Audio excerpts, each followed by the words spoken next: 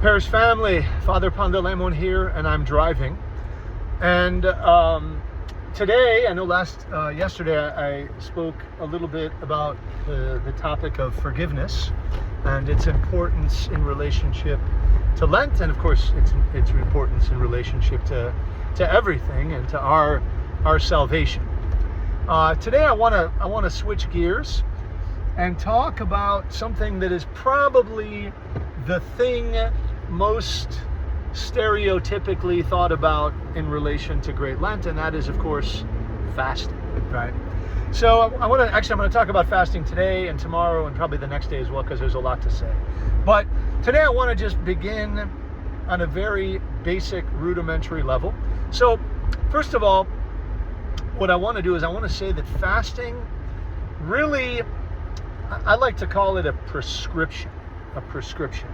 And the reason I like to call it a prescription is because that makes us think of an image of a doctor, right? So I'm sick, I go to the doctor, I have a cough, the doctor kind of listens to my chest, gives me some antibiotics, right, whatever they need to be, and I go home, I take it, and eventually, if I take it properly, I get better and I don't have a cough anymore, right?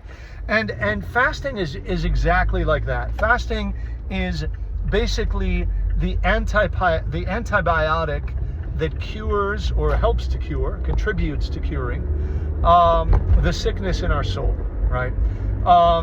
So it's really important that we fast. Fasting is critical. I mean, I will say, I have often thought that, I mean, to be very blunt, a big part of why Greek Orthodoxy in America is declining, why our kids and grandkids are frankly not attending the church anymore, is because we haven't taken fasting seriously, right? And I'll talk about that more in a minute. But I want to talk right now just about the nuts and bolts of fasting. So I want to answer the question of when do we fast and how do we fast? That's my goal for this particular little video. So let's start with the when. When do we fast? We fast on Wednesdays and Fridays. We fast, and you may or may not know, we fast on Wednesdays to commemorate that being the day, Wednesday, Holy Wednesday, was the day on which Judas betrayed our Lord, right? So we commemorate that day of betrayal by fasting on Wednesday. And then this is probably more obvious. We fast on Fridays because, of course, Friday was the day on which our Lord was nailed to the cross, right? And so we commemorate that somber event by fasting, right? That's what we do. So that's why Wednesdays and Fridays. We also have 4 sort of lengthier fasts, or maybe we could call them seasons of fasting, some of which you know, some you may not know. The biggest one is the one we're in right now, which is Great and Holy Lent, leading up to Pascha and the resurrection. There's a 40-day Lent that precedes Christmas, so that begins on November 15 and ends on Christmas Eve. There's a 14-day fast in August, from August 1 to August 14, that leads up to the Dormition of the Virgin Mary. And then lastly, there is actually a variable length fast that begins basically 8 weeks and 1 day after Easter. So that is the Monday after All Saints Sunday. And it ends on June 29. And that's kind of a funny one because if Easter is late, then that fast can actually be 0 days long because of the way it varies. It can also be 3 or more weeks long if Easter is earlier, like it is this year, actually. And then there's also, in addition to that, there's also just 3 days that, for reasons I'll tell you in a minute, that are set aside for fasting in the calendar. So we always fast the day before Epiphany, which is January 5th, because of sort of just in preparation for the day of Epiphany, which is a big feast day. We fast strictly on August 29th, which is the day we commemorate the beheading of St. John the Baptist.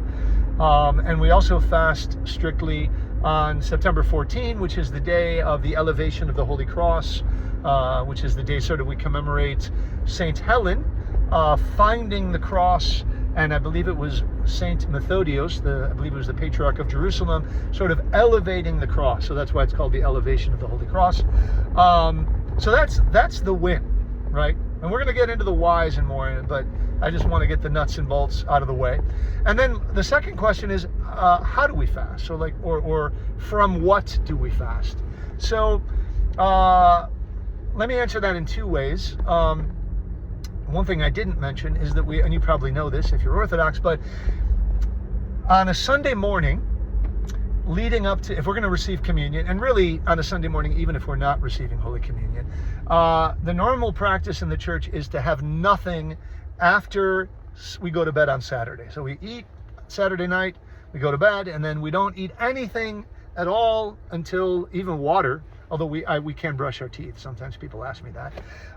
Until after we've received Holy Communion, or if we're not receiving communion, after we've eaten the andidero, the bread that the priest gives out to us at the end of liturgy. So that's one, but that's kind of a different thing. But I wanted to mention that. And then the second thing is we eat nothing in terms of how do we fast. In that case, we don't eat anything. But most of the time, that's not how we fast. Most of the time, we fast from, and there's a few things. So we, on a strict fast day, we would not have meat. We would not have animal products, which is anything that comes from an animal without killing it. So that would be eggs, butter, cheese, milk, yogurt, those kind of animal products. We don't have oil. We don't have wine. And we typically wouldn't have fish with a backbone, but we can actually have seafood like shrimp and scallops and mussels. That we can actually have every day of the year. There's never a day when that is not allowed. And I don't want to get into that too much, but that is the sort of the practice in terms of what we have and what we don't have. Now, what I want to say, I want to wrap up, but I want to conclude with an important observation. I said earlier that fasting is like a prescription, right? Like the antibiotics the doctor gives me when I go and I have a cough. And I think fasting not only is like the antibiotic, but it's also like the dynamic between the patient and the doctor, right?